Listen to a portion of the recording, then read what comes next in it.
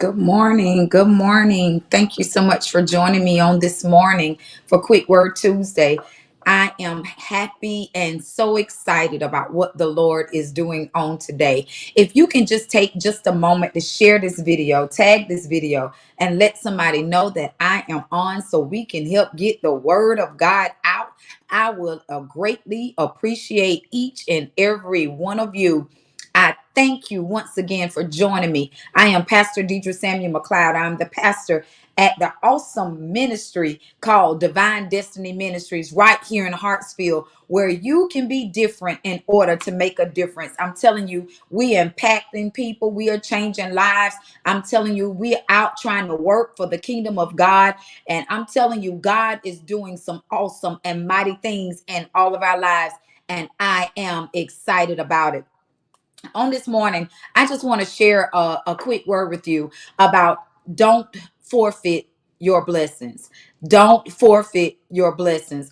I'm on this morning, just sitting around. I'm always thinking, I'm always meditating, I'm always reading something, I'm always trying to go over something to try to be able to hear a word from Lord so I can be able to be a help to other people. And so on this morning, as I was getting my daughter ready for school, I started thinking about Esau and how sometimes we can be so desperate in the moment. In the moment, we can become so desperate that I need something from God. I want something from God. Something just got to happen. Something got to move. Something got to change in my life, like right now. And I know that the Bible said, wait upon the Lord. But it seemed like God be moving like molasses. It seemed like God take his own sweet time. And it like I be in a whole 911. And I started thinking about Esau. And I was like, Esau was hungry. He was desperate. He was like, at this moment in my life, nothing else matter. I'm like so desperate. I need for God to move right now. And I was thinking about Esau, that how some of us we get so hungry for something in the moment because we know a bill needs to be paid, or because we have a need. Our child might be sick, or our child might be on drugs, or our marriage is in the shambles, or we're in a relationship and it seems tough at the moment. It seems like our house might be in foreclosure. Something might be going on, and it seems like we're in a 911, and I don't know how to fix it. It's like it's out of my grasp. I don't know how to change it. I don't know what to do. And it seemed like I didn't cry out to God, and I didn't plead with God. I didn't gave God back his word. I didn't stood on the word. I didn't prayed. I didn't fasted. I didn't touch and agree. I didn't dance. I didn't praise. I didn't worship. But it still seemed like God is not moving. And it seemed like I'm in a desperate situation. My back is up against the wall. We are like at the Red Sea. And it seemed like Pharaoh is on our back. And Lord, I don't know where else to go. I don't know what else to do. But God, I know that I came out off of a word that you have given me. And Lord, right here at this place, God, it seemed like I'm in between a brick and a hard place. And it seemed like I don't know what to do. I don't know what to do. Esau was here. Esau was hungry. He was desperate. And at this moment, all it looks like was that he might have been about to die. That I'm hungry. I'm tired. And I done gave all that I've had to give. How many of us has been there? Like, God, I've given it all I can. I've done everything, God, I know that I can do. But right now, in this moment, God, I ain't got nothing else to give. I can't pray for not another person. I can't do nothing else, God. God, like, what am I going to do? Esau was here, right here. And I promise you, God don't put stuff in the Bible just to put something. Because I know that there's some people right now that's listening to me saying, I'm desperate. God, I didn't try to do it the right way. I didn't hung in there. I didn't tithe. I didn't sold. I've been a blessing to so many people. But God, it still seemed like nothing is moving. So what's before me right now look greater than what I'm waiting on. What's before me right now look like it'll get the job done. So I take it. What's before me right now, you know what? It matters more to me than anything else because I'm tired of waiting. We have forfeit our blessings because we took what was available and not what God has said. We have took of taken what was in our grasp. I can reach it. I see it now. I see the fruits of it now. But what I'm waiting on, it just seemed like it's not gonna happen. I'll just settle for this. I take this because that seemed like it's too much work. That's too much weight. That's too much more tears. That's too much more pain. And so God, I'll just take what's in my grasp.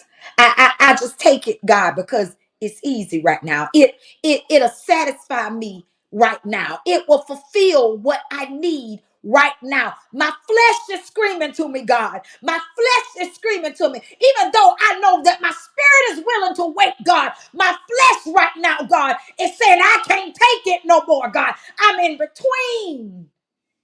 between destinations. So I quit off of what you said because I'm desperate. And I take what's in my grasp. Esau took a bowl of soup.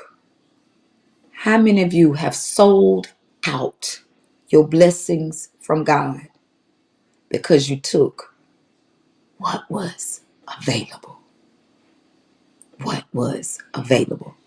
My husband reminds me of this all the time. Look, I'm not kicking against nobody that have a mobile home at all. But listen to what I'm saying. We were praying for a house. We have laid it out before God. We knew what we wanted. We talked to the Lord back and forth. I'm serious. But because I was so desperate and fed up with where we were living, when I tell you I hated that place, I got to a place where it was just like, God, I can't do this right here no more. We was out of room. We didn't have enough room. And everybody know that I'm scared of animals. And sometimes I would have to sit in the yard because the people around us, they had cats, they had dogs, and I would be too afraid to even run into my own house. And there were things that sometimes that just didn't go right inside of the house, and I was just I was just afraid, and I didn't like living there anymore. We have outgrown that place, period, and I hated it. And I just told my husband, I said, baby, it don't look like the house is gonna come. We need a place to stay. We have outgrown this place. Um, I hate coming home when you're not here because I'm afraid. We have one neighbor that has a what you call it, iguana, and sometimes it has gotten loose. We had another neighbor that they had like 20 cats. We had another neighbor, they had like cats and dogs. And I was like, and sometimes I'm too afraid to even get out my car to even run in the house, because they had so many animals. Our porch had gotten fleas on it. I was allergic to the fleas. They bit me all up and all kind of stuff. And I was just like, I'm just sick of this house. I'm ready to go. I'm ready to go. And so I went to a trailer lot, and I just walked through, and we walked into this double wide, and I just started walking through, and I got my husband to go with me, and everybody that know my husband, when he ain't feeling something, he don't hide it at all. And I'm walking through, and I'm speaking in tongues, and I'm just I'm going in. I'm just in. I'm shanana. I'm just in. I'm gone. I'm praising everything. All just walking all through the house. I'm just at it. Johnny didn't move at all. I was like, baby, it's in our grasp. We can afford it. It's not a big down payment. God, we can do it, Johnny. We like literally we can do it, baby. We can go find a lot. We can pull our trailer on. Johnny, we still got a more than enough room. It's nice. I'm telling you, Johnny, baby, we can do it. We can make it happen. And I mean, I'm crying. I don't walk through the house. I'm laying hands on the walls. I'm touching the furniture, everything. I'm just walking through. And the salesmen, they were with me. They were with me. Yes, yes, yes, Miss McLeod, we can get you in here. They was talking to me. China was not moved at all. He was like, baby, just because we desperate, we don't have to settle for what's in our grasp. Just because we need it does not necessarily mean that we need this house now. He said, baby, I lived in a trailer all my life. My desire is to have a house. Me and you both prayed for a house. We've talked to God. We laid before God. We fasted. We gave scriptures. We did everything because we was waiting on our house. He said, I will not be moved. He said, if we have to wait a little while longer, we're going to wait on what we prayed for. What we prayed for. It wasn't long after we left from off that lot, out of that trailer. It wasn't long that we had got pre-approved for the house.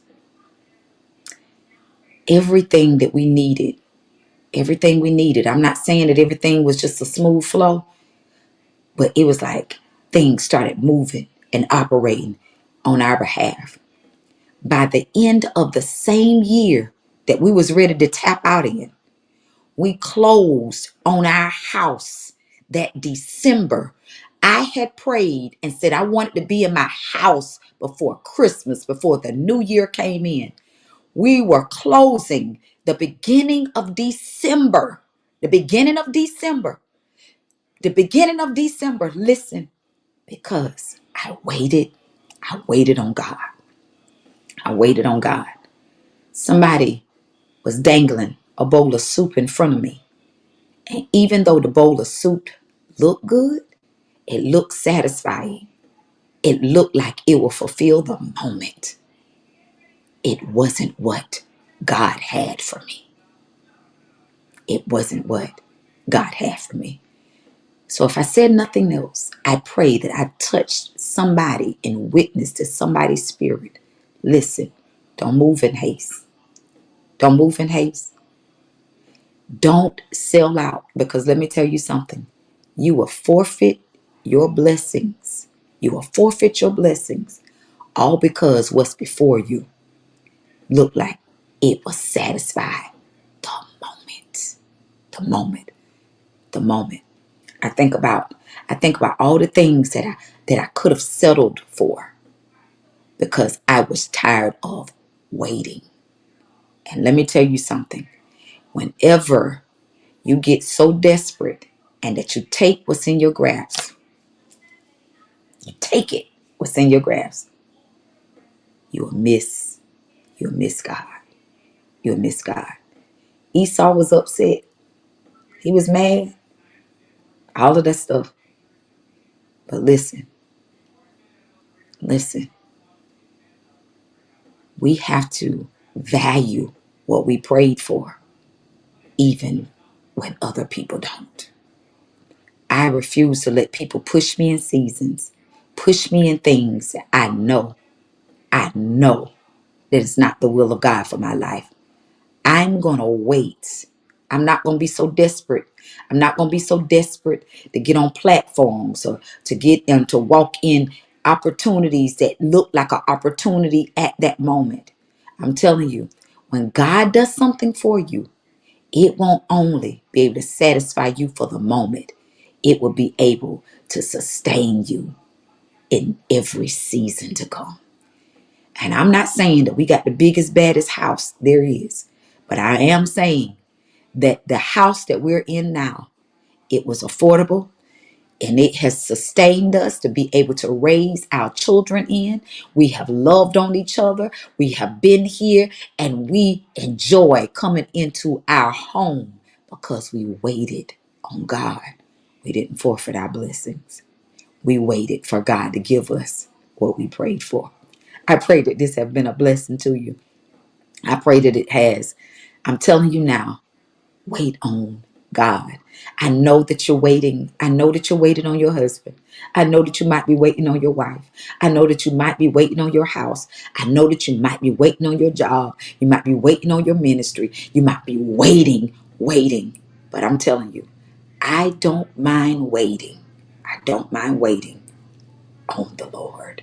Because when I wait on God, when you wait on God, God will make it worth your wait. I'm telling you, God is going to do some amazing and awesome things to come. Join us tonight at 6 p.m. as we go forth. Go forth in prayer and go forth in Bible study. I'm telling you, I'm going to dig deeper down into the word as we continue to wait and walk in the things that God has spoken over our lives. God bless you, and to God be all of the glory.